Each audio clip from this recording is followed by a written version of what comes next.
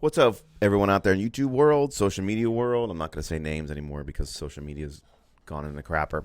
Welcome to Musings with MGL. This is kind of an impromptu episode here today that I didn't have planned, but of course, the topic that everyone's going to be talking about is he finally gone and did it, which is these executive orders issued today by President Joe Biden as it relates to gun control. So I'm just going to jump right into it. None of the nonsense. Let's get going.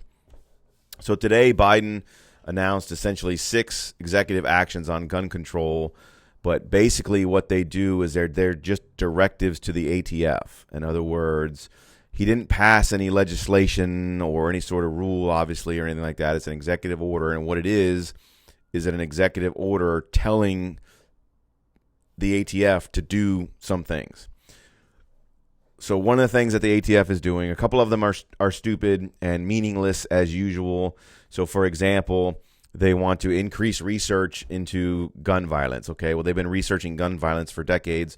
What happens is the anti-gun people don't like the results of the research because it never comes out in their favor and fits their narrative. So they end up having to do more research until they can finally get the correct answer that they want to get. So one of them is essentially just more money from those things. The Justice Department, runs the ATF, was instructed to basically issue a proposed rule aimed at reining in ghost guns within 30 days. The details of the rule weren't immediately issued. So they're going to have a rule reining in ghost guns, but they didn't say what the details of that rule are going to be. So once again, we're going to do a rule, but we're not going to tell you what it is. And you might be asking what a ghost gun is. I might do a separate video on that one day. I assure you it's not something that Bill Murray uses at his job when he's playing Peter Venkman. It's not a ghost gun. Essentially, it's just a gun that doesn't have a serial number on it. It's legal in America to build your own firearm. You can buy like an 80% lower and make some adjustments to it, drill some holes into it, whatever, and turn it into a firearm. And it doesn't have a serial number on it, and you don't have to go through a background check. That's what happens in a free country, right? You don't have to do those things. So that's essentially what a ghost gun is. So rule number 1 is they're going to do something about ghost guns, but they won't tell us. The biggest rule is, so the other ones are not important. They're going to spend money on things. They're going to make it easier, quote, easier to makes it easier for states to adopt the red flag laws, the gun confiscation laws. I don't know. Again, I don't know what that means. That's kind of vague.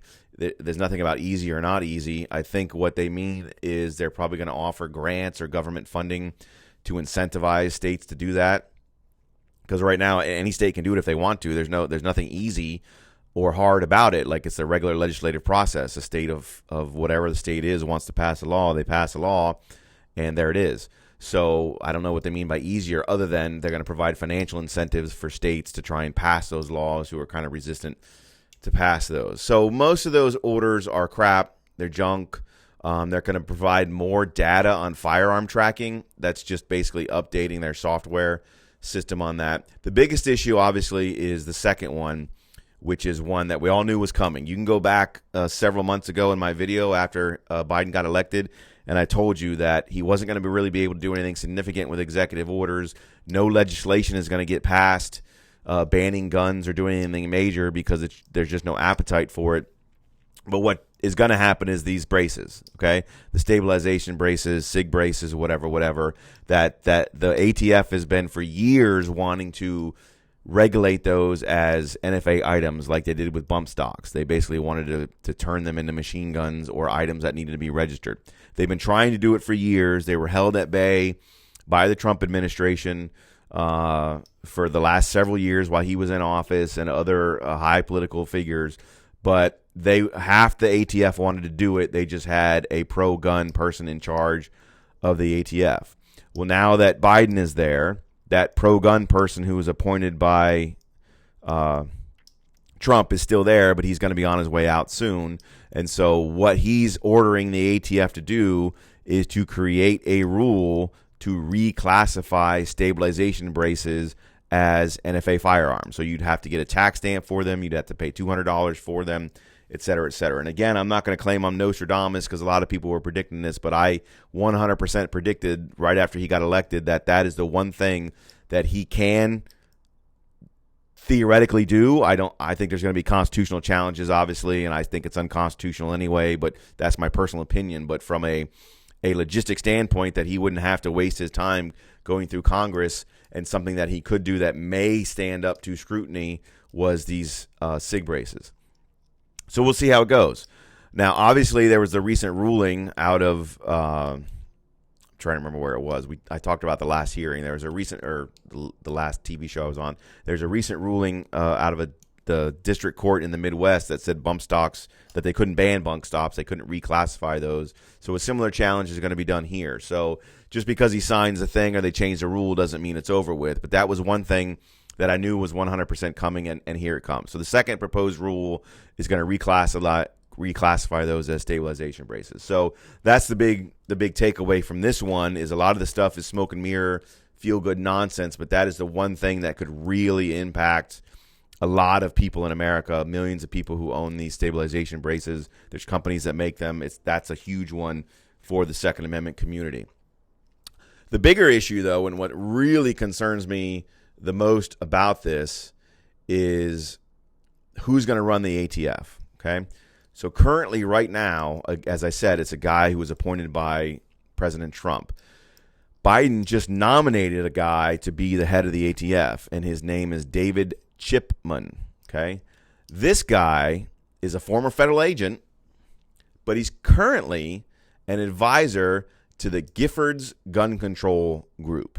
In other words, he works for a gun control group, a massive left-wing gun control group, the Giffords Group.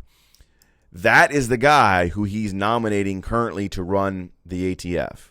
If that guy gets appointed to run the ATF, they are going to run roughshod over the Second Amendment administratively like you've never seen, because the guy's clearly an anti-gun person, and you're going to put that freaking guy in charge of the gun or the gun bureaucracy in America. So that tells you everything you need to know about what their plans are for the Second Amendment. They know they really can't get anything through the legislative process, so what they're going to do is appoint a left-wing anti-gunner to be in charge of the ATF, and then they're going to do all kinds of craziness within the department. So you need to keep an eye on that issue more than anything else. He's got to go through confirmation, and hopefully the Republicans will stand up to it, because they got to get 60 votes for confirmation, and I don't think they're going to get 10 Republicans to vote for that guy, because he's clearly a left-wing whack job, and they're not going to put him in charge. So I don't think that guy's going to get through the nominating process, but it tells you everything you need to know about Biden's position on these firearms,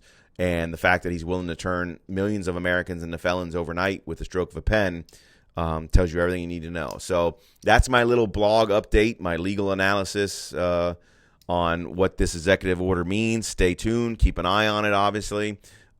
See how it affects you. Hopefully, again, there are definitely going to be some legal challenges to it. Maybe some of those will hold up. But that's, in a nutshell, what Old Man Joe just did today with a stroke of his pen as it relates to the Second Amendment. So, as always, keep an eye on it. Thanks for watching. Please subscribe. Please like. Please comment. Please share. We need to be vigilant now more than ever and be a community. So I hope you tune in and follow what I'm going to be having to say about this stuff, because it's about ready to ramp itself up. So thanks as always. Stay safe. Stay healthy. Stay open. Stay vigilant. And as always, carry on.